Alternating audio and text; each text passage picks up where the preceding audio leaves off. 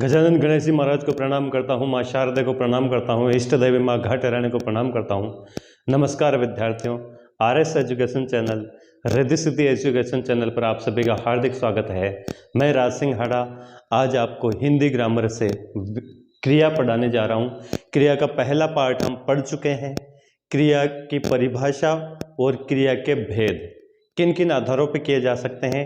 3 आधार पर क्रिया के भेद किए जाते हैं: कर्म के आधार पर, प्रयोग तथा संरचना के आधार पर, काल के आधार पर। तो कर्म के आधार पर क्रिया के भेद और काल के आधार पर क्रिया के भेद हम इससे पहले वाले वीडियो में कर चुके हैं। आप वो वीडियो देखिए, उसमें आपको अच्छे से समझने में आ जाएगा। आज हम कर रहे हैं प्रयोग तथा संरचना के आधार पर क्रिया के भेद। प्रयोग तथा संरचना के आधार पर क्रिया के भेद।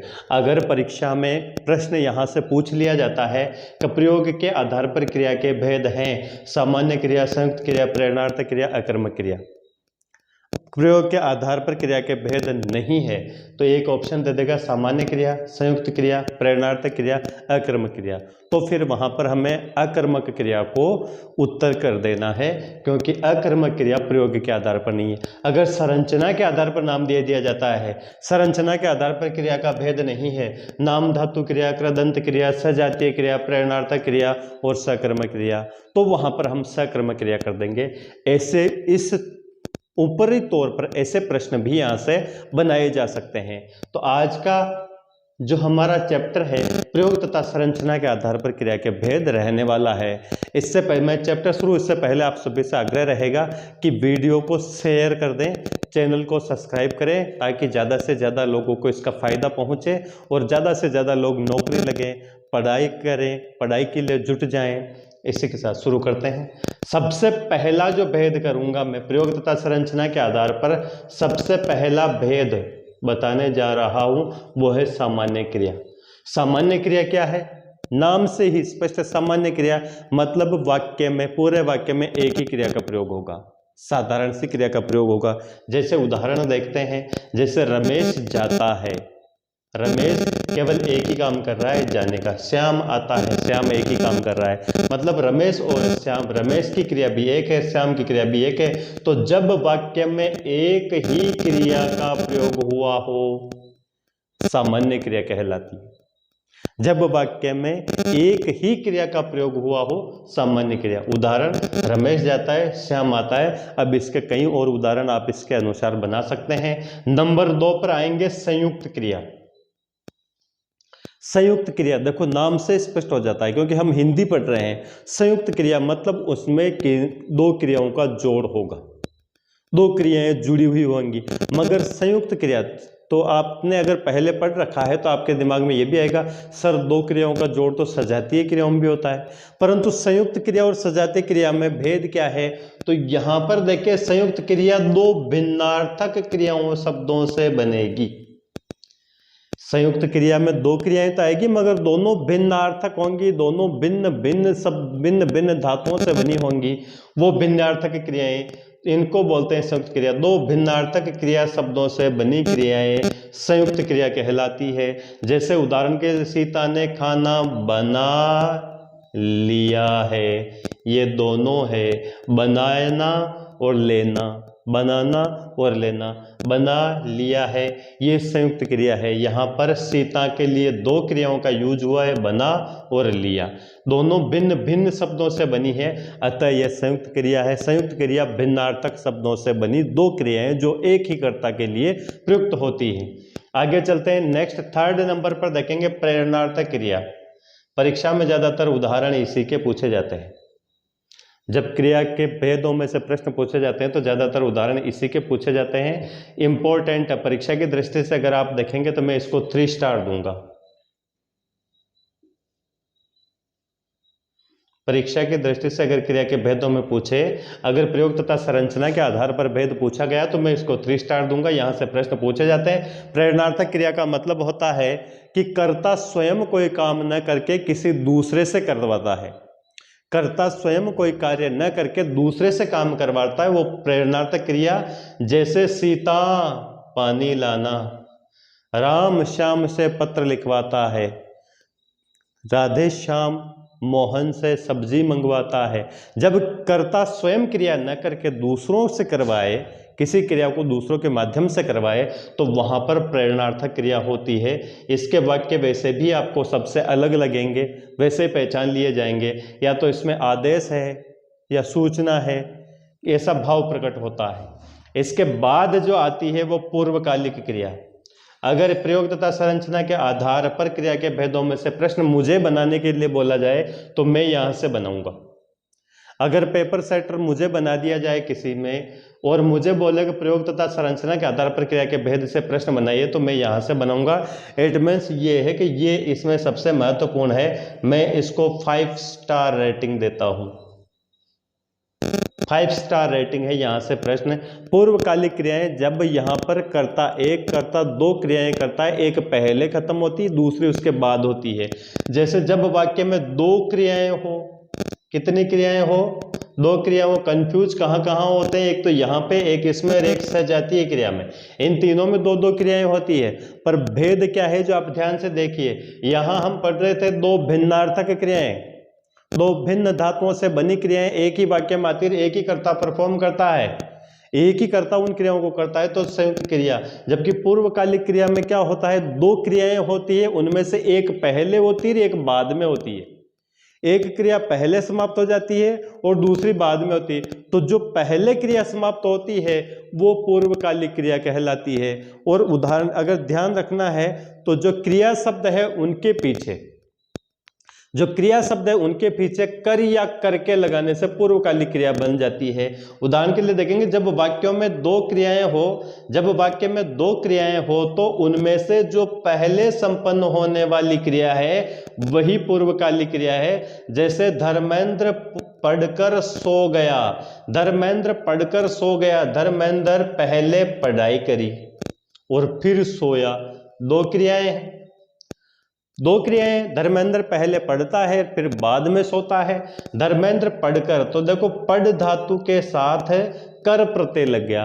पढ़कर सो गया, तो पहले कौन सा काम हो रहा है? पढ़ने का काम हो रहा है, तो यही पूर्वकालिक क्रिया होगी। धर्मेंद्र पढ़कर सो गया, राम उठकर चला गया, श्याम साइकिल चलाकर स्कूल गया। ऐसे अगर शब्द आ जाते हैं जिनमें दो क्रियाएं, तो जो पहले पूर्ण होने वाली क्रिया है वो पूर्वकालिक क्रिया होगी। अब आशा करता हूं आपको संयुक्त क्रिया और पूर्वकालिक क्रिया में तो कोई कंफ्यूजन नहीं रहा होगा।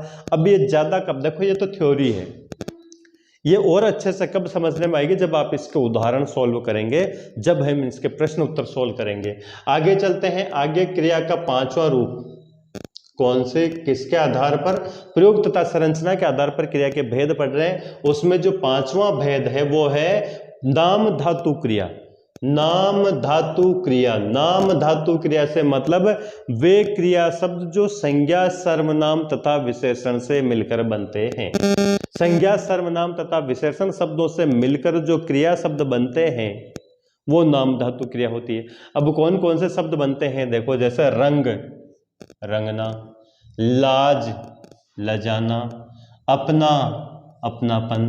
जो संज्ञा, सर्वनाम, विशेषण आदि शब्दों से मिलकर जो क्रिया शब्द बनते हैं वो नाम धातु क्रिया में। अगर इसके इंपॉर्टेंस की बात करें तो 1 स्टार दूंगा, कोई खास इंपॉर्टेंट नहीं है। इसके बाद आती कृदंत क्रिया, तो क्योंकि इसको आप प्रत्यय में भी पढ़ते हैं, तो क्रिया शब्दों के साथ अगर प्रत्यय लग जाता है तो वो कृदंत क्रिया बन जाती है। क्रिया शब्दों के साथ प्रत्यय लगने से कृदंत क्रिया बन जाती है। जैसे चलना, चल धातु में ना प्रत्यय लगा, चलना, चलकर। लिखना, लिख, लिखना, लिखता, लिखकर। ऐसे शब्द बनते हैं तो वो हो जाती है कृदंत क्रिया। मतलब क्रिया शब्दों में प्रत्यय के योग से बने शब्द कृदंत क्रिया कहलाते हैं। आगे चलो, सजातीय क्रिया, ये इंपॉर्टेंट है। यहां से एक तो संयुक्त क्रिया, ये संयुक्त क्रिया, फिर पूर्वकालिक क्रिया और फिर सजातीय क्रिया। ये तीन ज्यादा इंपॉर्टेंट है क्योंकि तीनों जगह दो दो क्रियाएं आती है। संयुक्त क्रिया में दो भिन्नार्थक शब्दों से बनी क्रियाएं आती है। पूर्वकालिक क्रिया में दो क्रियाएं, कर्ता दो क्रियाएं, वाक्य में दो क्रियाएं आती है, होती है, दो कार्य होते हैं। उनमें से जो पहले होता है वो पूर्वकालिक क्रिया कहलाता है। उसके बाद हम सजातीय क्रियाएं, तो जहां कर्म तथा क्रियाएं, जहां कर्म तथा क्रिया दोनों एक ही धातु शब्द से बने, ये ध्यान में रखना, कर्म तथा क्रिया दोनों एक ही धातु से बने हो, जैसे लड़ाई लड़ी, खाना खाया, गाना गाया, तो ऐसे जहां एक ही धातु से मिलकर बने हो तो वो होती है सजातीय क्रिया। जैसे जहां कर्म तथा क्रियाएं एक ही धातु से बनकर साथ में प्रयुक्त और साथ साथ में आती है, जैसे लड़ाई लड़ी, खाना खाया, गाना गाया, साथ में प्रयुक्त होते हैं। जैसे उदाहरण के लिए भारत ने लड़ाई लड़ी, अगर मैं इसको स्टार देने की बात करूंगा तो इसको दूंगा मैं 3 स्टार,